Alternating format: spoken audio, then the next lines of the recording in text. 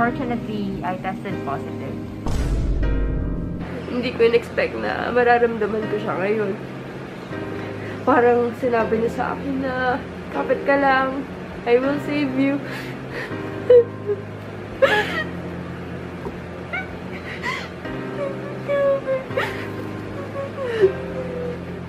Thank you, Lord.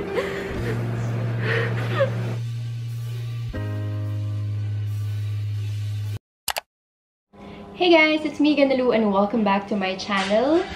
First of all, gusto ko yung kumustahin. Sana okay kayo, sana you're all safe, you're all healthy. As you can see on the title below, I'll be sharing with you my COVID journey.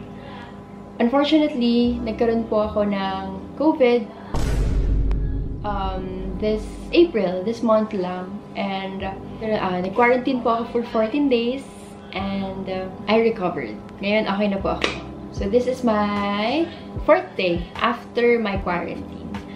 So I think I was exposed. Possible exposure was on the April 3rd.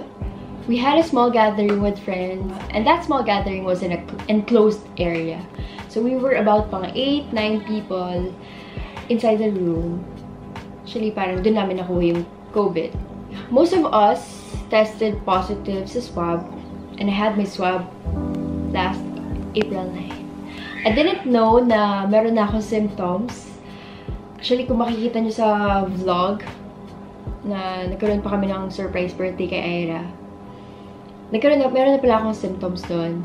Like the next day, April 8, namamaga na yung mata ko.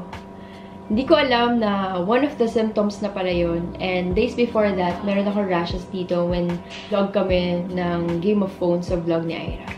If you're wondering or if you're gonna be asking kung ano nangyari sa mga nakasama ko nung birthday ni Aira and sa family, mga tao dito sa bahay, fortunately, they are all okay as of now. 14 days after, okay pa rin sila. Nagpa-swab ang family and they all tested negative. So, thank you, Lord, for that. I am sharing this video para makita nyo kung ano na-experience ko. Kahit na mild symptoms lang yung nangyari sa akin, gusto kong malaman nyo na this is real. COVID is real. And mahirap guys talaga na makulong dito sa kwarto na to. Hindi ako sanay na mag-isa for 2 weeks na nandito ako sa room. As of now, I am isolating myself for the safety of family. Kasi yun talaga yung aking gusto, diba? Kaya nung pag-uwi ko pa lang dito, nagpa-antigen test na ako. Ayan, dito ako nagsistay ngayon sa room. Naka-prepare na lahat ng mga gamit dyan. Tubig, lahat-lahat. This is my first day.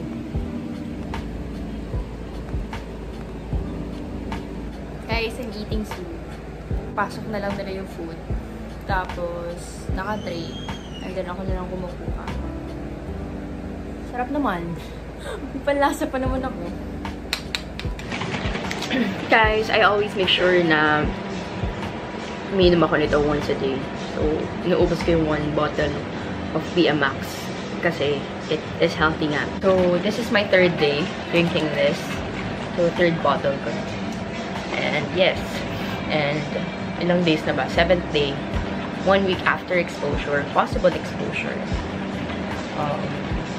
Wala pa rin ako napipeel. Konti siguro. So, yeah.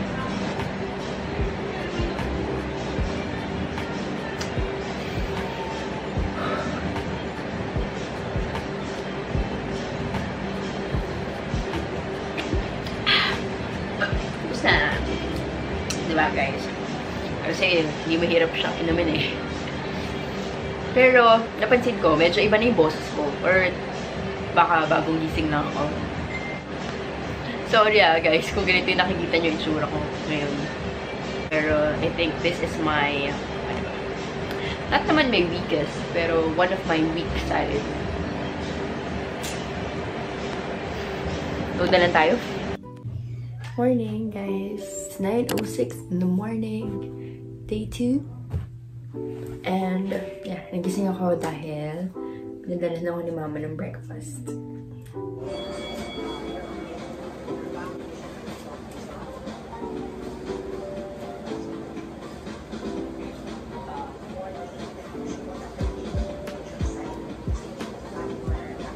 Hi guys! Good morning! So, it's day 3. Hi! San ka? Si Jen.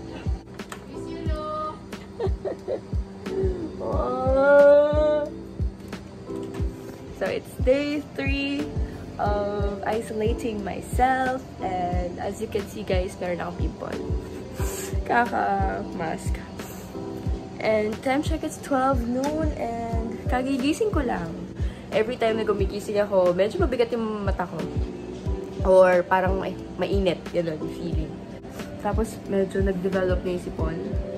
Nakalat na dito sa kwarto. And ayun, nakaka 2 liters of water ako every day. So I make sure na lagi akong maraming tubig.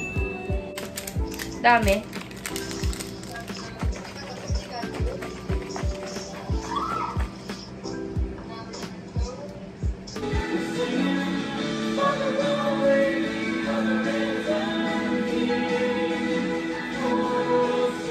This is my food today. Happy birthday, Ira. We have big salmon, meron tayong hipon, and beef.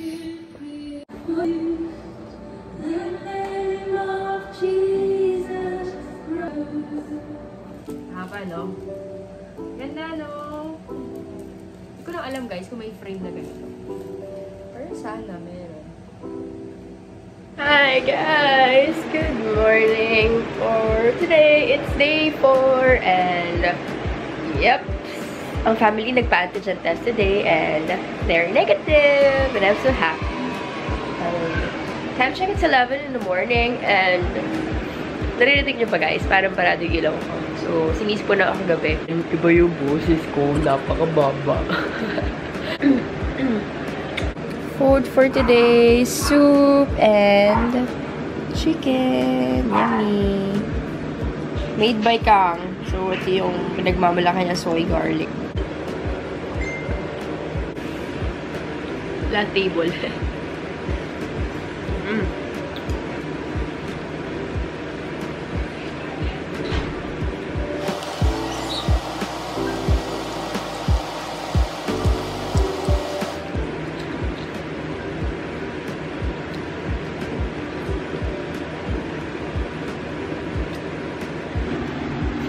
Ito yung meds ko today. So, ito yung meds, guys. Medyo marami. Tapos, sinasabayan ko ng BMX shelter. So, everyday na ako nag-BMX. Iniinom natin to. 1 bottle. Everyday. Pero, this is actually good for 1 week. So, kahit ano lang siya, cup or sip lang, ganyan.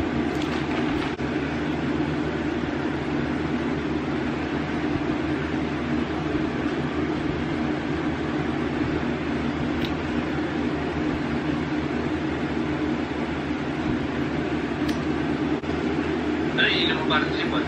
Ako, umiinom ako na sa'yo. Wala.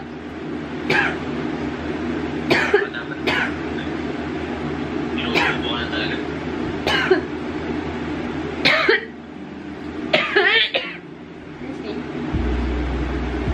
May therapy? Okay lang.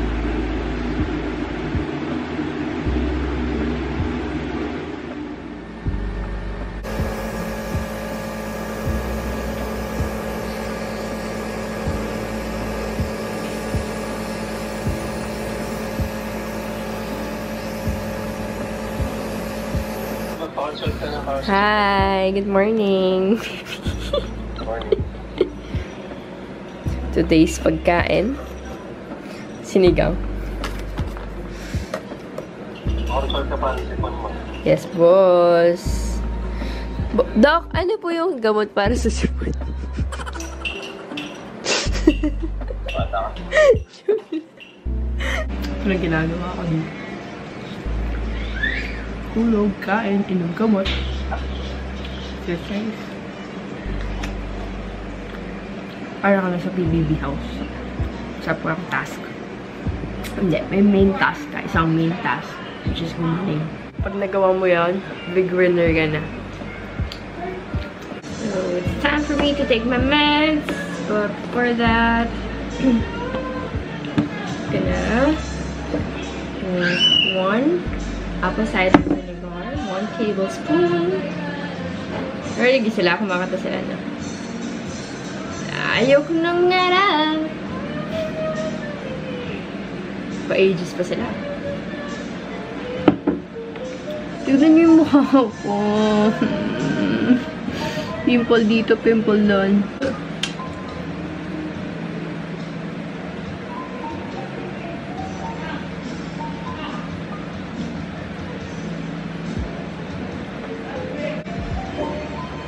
Yeah, Max. Feeling strong.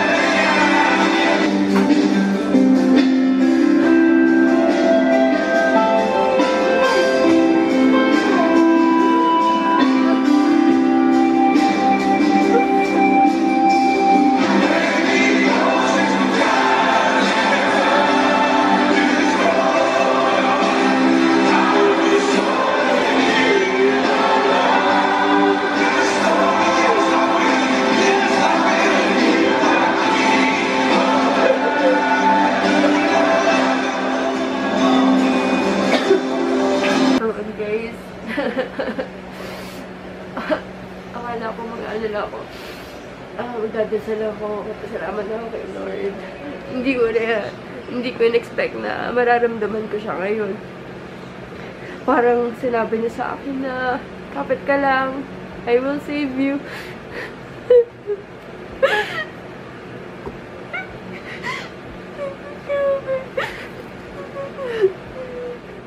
Thank you, Lord.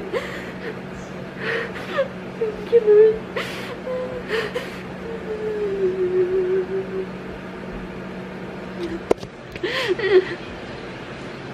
Grabe, thank you, Lord.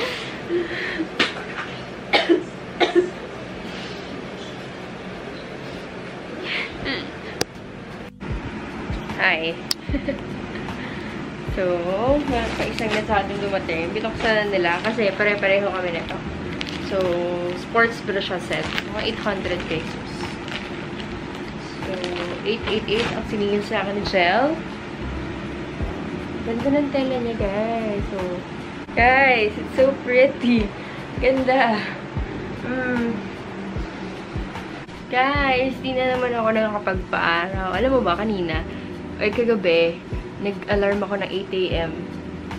Nag-set ako ng alarm for today, 8 AM, para sana magpaparaw ako.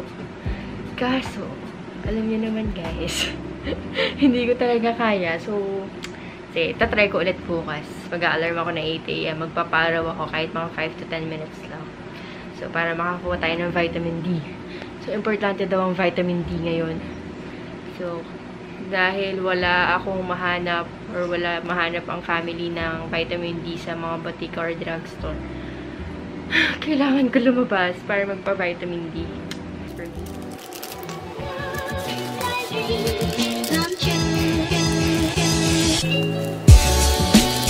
Guys, time check, it's 1:57 PM. And yes, halos kagigising ko lang. Ngayon, nagpadala na sila ng food. Meron tayong isda. And Yan, nag-rice na po ako. Kailangan po. And meron tayong sabaw ulit dito. Sinigang ata ito ulit. And may pinainit na tahong. Sarap. Yes, yes. Relax. 가요. 여기.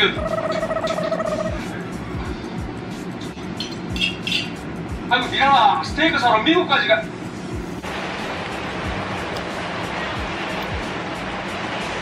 Protection na naman ako.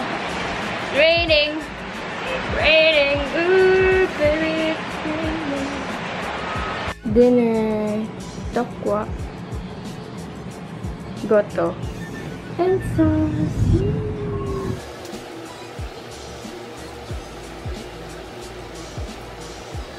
Laking tulong talaga kapag meron kang TV sa room, sa isolation room. Kasi, nababawasan yung boredom mo. Alam mo, wala ka namang hukot, pero gano'n yung...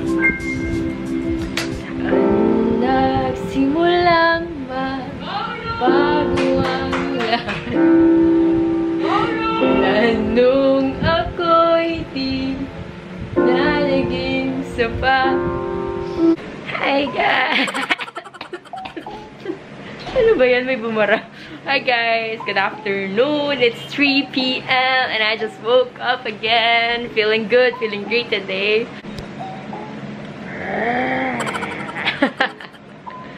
Guys! Akalain nyo yun, 1 week na since nag-quarantine ako. Bilis ng araw. Parang nabibilisan ako sa araw, no? Parang wala kang ginagawa. Feeling good, feeling good. I woke up great. Positive mindset. Only mindset lang only mindset lang dapat na positive sa atin. Okay, guys?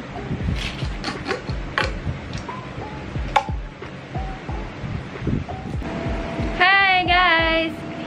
Today is day 8. Yes, day 8 na lang since nag-quarantine ako and malapit na tayong graduate. I mean, malapit na akong graduate. So, ilang days na lang. And today, time check, it's magka 3 p.m. na. And yes, kagigising ko na lang po ulit. And tingin ko mabalik to normal na kasi ito na yung usual na gising ko talaga. So, malapit na ako maging okay talaga.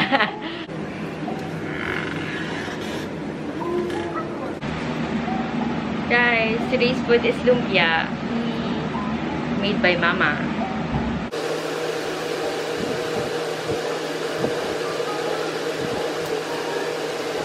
Guys, I'm back. It's day 9 and look at my room. It's so messy. Sobrang dumi, sobrang kalat. Mamaya, I decided na maglilinis ako ng room. Finally, after 9 days, naisip ako maglilinis ng room.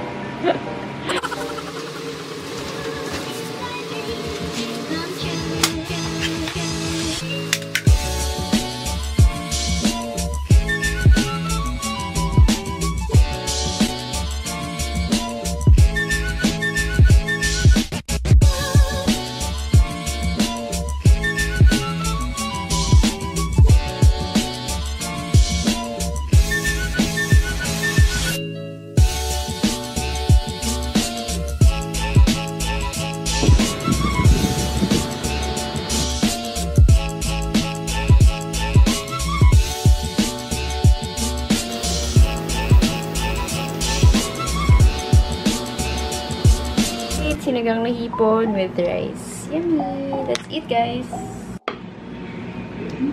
Woo! Lagi ko natatapos mga pagkain talaga. First time, aga ako nagising.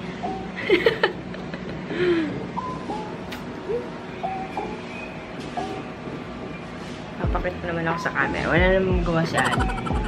Try na tayo.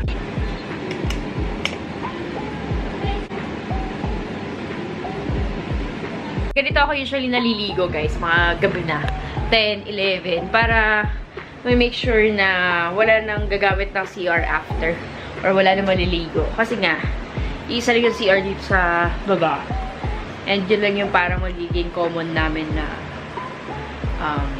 lugar. So, yun yung Pero I make sure na may dala akong Lysol lagi. Meron dala akong wipes para punasan ko yung mga sink, ganyan. So, ganito talaga. Usually, ang pagliligo ko ngayon. Ilang araw na lang, guys! Ayan, wala na ako na-feel, guys. So, parang healing na talaga. Parang feeling ko healed na ako completely. Ang problema lang is yung tulog ko siguro. Siyempre, hindi pa natin complete yung quarantine, kaya kailangan natin talaga ng tulog pa rin. So, yun yung naging one factor or one problem ko ngayon. Tulog. See you tomorrow.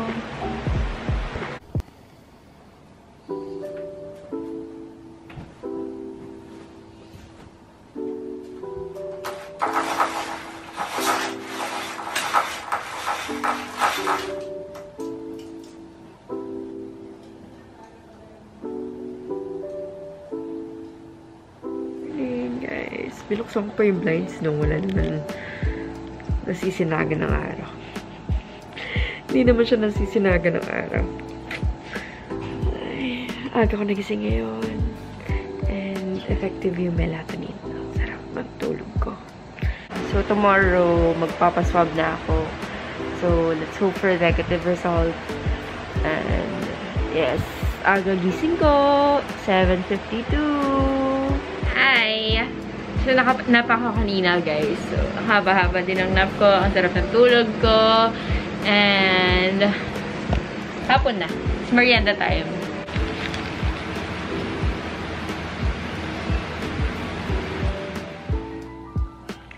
Hi, guys. Good morning. So, today is the last day of my quarantine. Day 14. And, today is my swab test na rin. So, I'm just waiting for the magsaswab.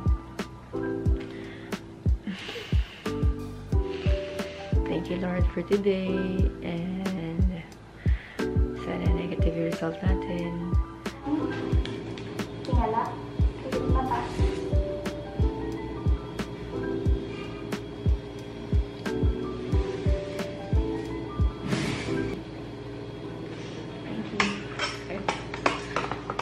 Negative na. Yay!